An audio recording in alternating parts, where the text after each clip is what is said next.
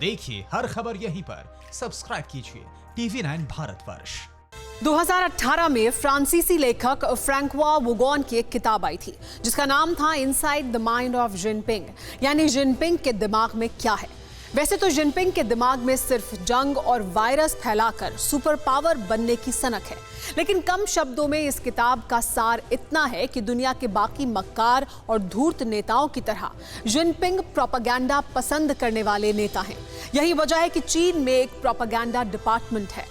Jinping की propaganda factory से ये लेटेस्ट वीडियो सामने आया है जिसमें दिखाया गया है कि तूफान के बीच भी चीन के फौजी कैसे अपनी पोस्ट पर डटे रहते हैं।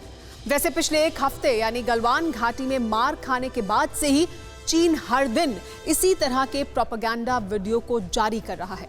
शायद जिनपिंग गलवान में मारे गए चीनियों का गम इसी तरह हल्का कर रहे हैं।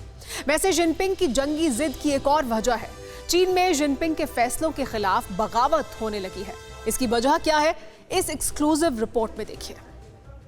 तारीख 7 सितंबर 2013, जगह कजाकिस्तान। करीब 7 साल पहले की तारीख थी। जिनपिंग को चीन की गद्दी पर बैठे बमुश्किल 6 महीने हुए थे जब कजाकिस्तान की राजधानी नूर सुल्तान में चीन के लाल सुल्तान ने चीन के इतिहास में सबसे बड़े और सबसे महत्वाकांक्षी प्रोजेक्ट का ऐलान किया था। कजाकिस्तान में जिनपिंग ने one belt one road project का ऐलान किया था, यानी एक ऐसी सड़क जो चीन से शुरू होकर दुनिया के करीब सभी महाद्वीपों से होकर गुजरे। ऐसा हाईवे जिसके लिए बर्फीले पहाड़ों, बड़े बड़े रेगिस्तानों, गहरे समंदरों और मुल्कों की सरहद बेमानी हो। जिनपिंग का मकसद एक था कि दुनिया के अमीर मुल्क चीन की ताकत देखें, वहीं गरीब देश चीन की गुलामी के रास्ते पर बढ़ें। चीन के इस प्रोजेक्ट को 65 देशों से गुजरना है।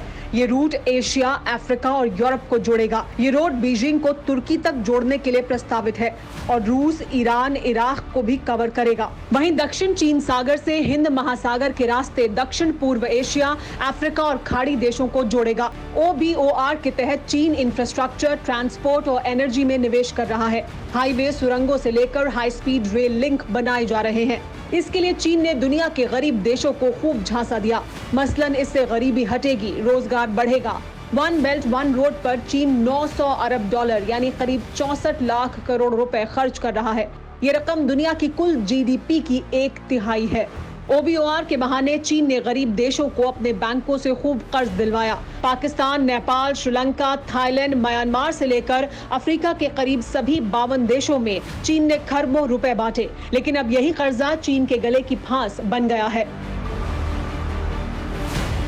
अमेरिकी कंसल्टेंसी फर्म RWR एडवाइजर के मुताबिक चीन ने one belt one road project के तहत इस प्रोजेक्ट में शामिल देशों को लगभग 461 अरब डॉलर का कर्ज दिया है। इसमें ज्यादातर अफ्रीकी देश भी शामिल हैं और इन देशों की अर्थव्यवस्था की कमर चीन से पैदा हुए कोरोना वायरस ने तोड़ दी है।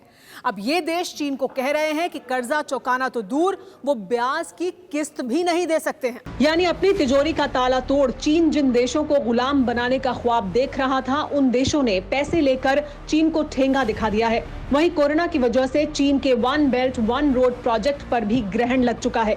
यही वजह है कि चीन में जिनपिंग की गद्दी डोलने लगी है। चीन के बड़े तबके का मानना है कि one belt one road project पैसे की बर्बादी है। हालत यह है कि चीन की कम्युनिस्ट पार्टी CPC के कई नेता जिनपिंग के खिलाफ हो चुके हैं। कई नेताओं ने खुलकर जिनपिंग की नीतियों का विरोध किया है। कोरोना के बाद चीन में लाखों फैक्ट्रियां बंद हो चुकी हैं, करोड़ों लोग बेरोजगार हो गए हैं। चीनी अर्थव्यवस्था पर पैनी नजर रखने वाली संस्था चाइना बिग बुक ने हाल ही में अपनी रिपोर्ट में दावा किया कि कोरोना के बाद से ही चीन की इकोनॉमी की कमर टूट चुकी है। हालात 2008 की मंदी से भी बुरे हैं, यानी चीन के खुद के घर में आग लगी हुई है, जिस पर काबू पाने में जिनपिंग नाकाम साबित हो रहे हैं। सरहद पर चीन की जो जंगी साजिशें हो रही हैं, उसकी वजह यही है।